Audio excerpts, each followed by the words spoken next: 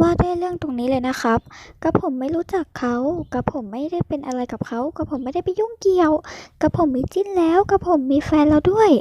ก็อยากจะฝากว่าหยุดเถอะนะครับผมขอร้อง